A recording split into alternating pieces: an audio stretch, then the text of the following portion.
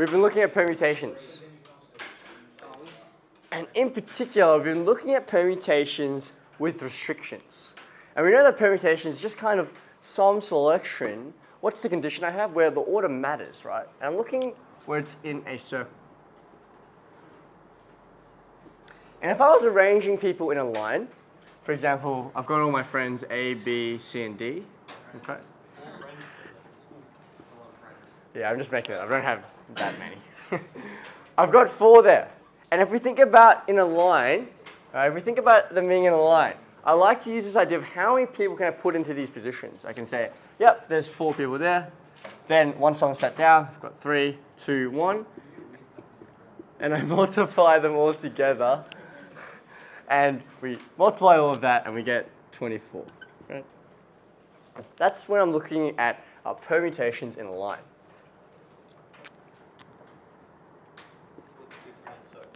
It looks different in a circle, sure. But is it different? Or why should it be? Right? Because really, what's happening is I'm just taking these and I'm just kind of wrapping around each other. And I've got this table, 4 people around there. Those are my people. I can put 4 people in this seat, 3 people in this seat, 2, 1. So it should just be 4 factorial as well. Sam had an idea. What was your idea before?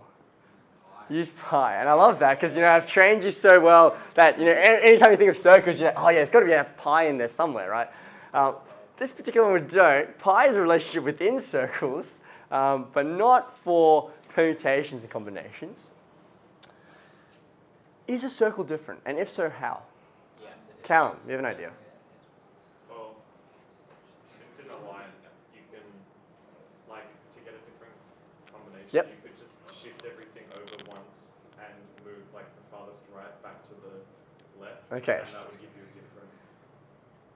So we can change the permutation quite easily is what you're saying. So as an example, you're saying that if I have, in a line, for example, if I have A, B, C, D, and I shift everyone along 1 seat to the right or something, that would be A, B, C, and then this guy goes over there, D.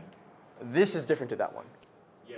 Okay. If you did it in a circle. Okay, in a circle. You'd just be moving everyone around, but the pattern would still be the same. The pattern would still be the same. Okay, so let's say I moved them around. So let's take this circle, and let's take everyone and we shift them right 1. Okay. So shift everyone right. Everyone moves seats. A, B, C, D. Let's go again. Everyone moves again. I think I'm actually moving. Am I moving right here or left? I think I'm moving left here. A, B, C, D. A, B, C, D. Well, I guess it's like, who are you looking from? If I'm A, and I'm sitting here, I'm moving left, kind of, right? Does that make sense? Yeah. So we move all the way around, and then I could do it one more time, but that would give me the same arrangement back to the beginning. But what Callum is suggesting is that, are you saying that all of these are the same? Would you guys agree? Yeah. Why are they the same? They're in different seats, though. Like in the same way that these guys now in different seats. These guys are also in different seats. So the order of them is still the same. Okay, and here's what we need to be careful of when looking at permutations. What counts as a different permutation? Because although they are in different seats, okay, what's actually happened is, if you think about a permutation as where you are sitting in relation to other people, even though you've changed seats, you haven't actually changed where you are in relation to everyone. Because this one here, A is in between D and B in that way. A is still in between D and B here. And you can see that this shifts. How many times does it shift? It can happen 4 times, right? Which happens to be the number of seats that we have, okay? That's one way we can understand it. So the one way we can understand it for a circle is we take the total number of arrangements. So in this case, it'd be 4 factorial.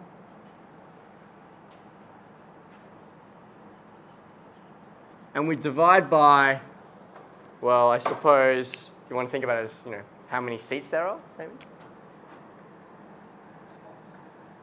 Yeah, I mean, how many spots or seats? Say spots, be generic. How many spots? Right? Again, just to clarify why this makes sense, it's because for how many spots there are, you can rotate that number of times until you go back to the beginning after one more, like that. That's one way of understanding it. Let me show you another way. Another way you can think about it, I'm going to come back to this thing here, is like how many people can we assign to a particular seat? So if I draw my circle again, and if I have now, okay, I want to think about assigning people. This first seat here, although I can choose four people to choose from, until I put someone down, essentially all of these seats are the same, right? So let me just say that again. Because if we think about a permutation as like where you're sitting in relation to other people, until you put someone down, right, there's effectively only one way to put someone down, even though there's like four people and there's four seats, right? So we take that assumption and we say, okay, well, that first seat, there's only one way we can pick someone. After that, someone sat down and said, okay, then there's three, and there's two, and then there's one, okay? So you can think about it like that way, and you'd multiply all these together. 3 times 2 times 1. Either way, you get, so this one was 4 factorial divided by 4, right? Either way, it ends up being the same. What does it end up being? It just ends up being, 3 factorial, right? So to generalize this, for arrangements in a circle,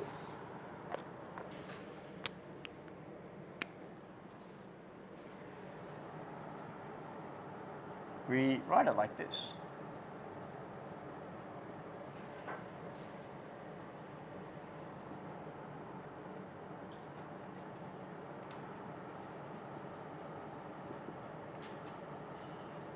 N minus 1 factorial.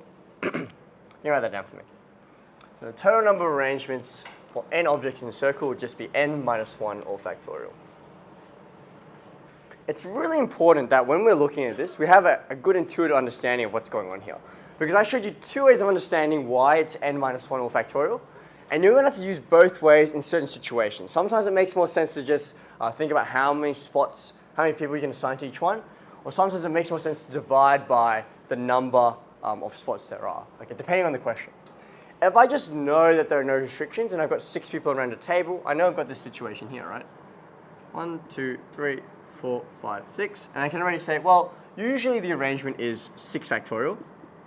What am I going to divide by here? I just divide by how many seats there are, right? So let's just divide by 6. So that's 5 factorial or 120.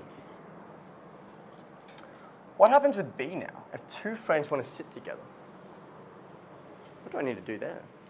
And here's where we're calling upon all our different kind of permutation restrictions to start combining them. You know, we've got circles, we've got grouping. What do we want to do here? Yeah, we can treat them as one object. So these guys here, treat them as one. Now I've got 1, 2, 3, 4, 5 things that I'm rearranging. So what would that be? Well, so there's a few things going on here, right? So first of all, remember, if I have some number of objects, I have to do n minus 1 all factorial. So I'll do that first. That's 1, 2, 3, 4, 5. So it has to be one less, so 4 factorial. But then what did you say, Matt? These two people, they can actually swap, right? So we have to also consider them, right? And the way we do that is how many ways can these be arranged within each other? Well, there's just 2 seats, so 2 factorial there.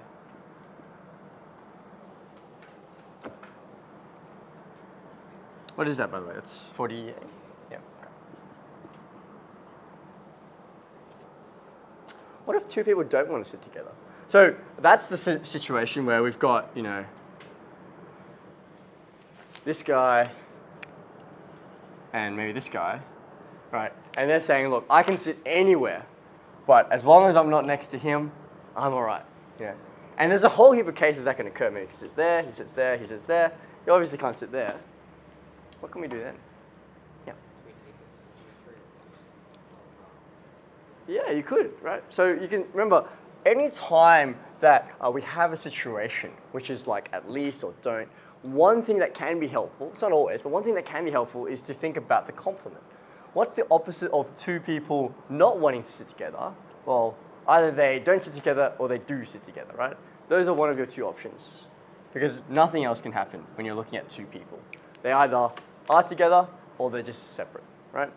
So if that's all the things that can happen, Well, if you know the total number of arrangements and you know the complement, so them sitting together, what can I do with those?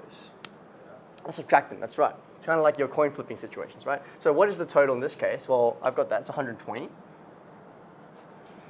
And I already know the ways that they do sit together. That's 4 factorial times 2 factorial, or 48. I can just subtract these values to see how many ways that happens when they don't want to sit together, right? 72. And what about this last one? Like I said, this idea of permutations and combinations, very closely tied with probability. Because essentially what you're finding here, this 120, that's actually all the possible outcomes that can occur, right? That's what we call the sample space. So anytime you're looking at a probability question related to permutations and combinations, you always want to think about what's your sample space. In this case, it's 120. What's the favorable outcomes? The probability that the friends sit together. Yeah, it is. We found it up there, right? And often these parts will all kind of tie in together. What you have is, okay, how many ways can my friends sit together? Well, there's 48 ways that can happen. And just probability, I divide by how many possible ways that can happen. That's 120, 5 factorial. And I think that will simplify out. 2 over 5. Okay, cool. There you go. So quite a nice fraction there. Any questions about that one? No?